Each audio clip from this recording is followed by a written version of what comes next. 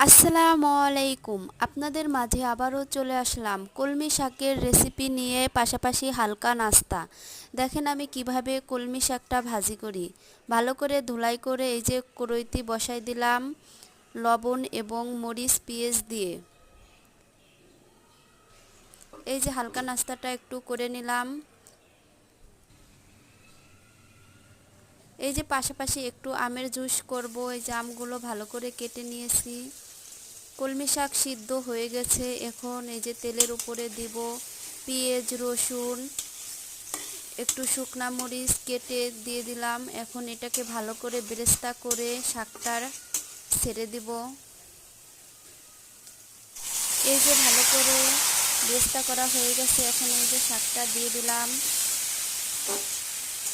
এরকমভাবে আপনারাও বাসায় ট্রাই করে দেখতে পারেন, খুবই টেস্টি হয় শাক ভাজিটা। এই যে আমার শাক ভাজি হয়ে গেছে। সাথে যদি বোম্বাই মরিচ থাকে তাহলে তো আর কথাই নাই, এক প্লেট ভাত অনায়াসে খাওয়া যায়। আর এই যে আমি জুস করে ভালো লাগলে অবশ্যই লাইক, কমেন্ট, শেয়ার দিয়ে পাশে থাকবেন। এই যে আমার আমের জুসটা হয়ে গেছে। আল্লাহ হাফেজ, সবাই ভালো থাকবেন।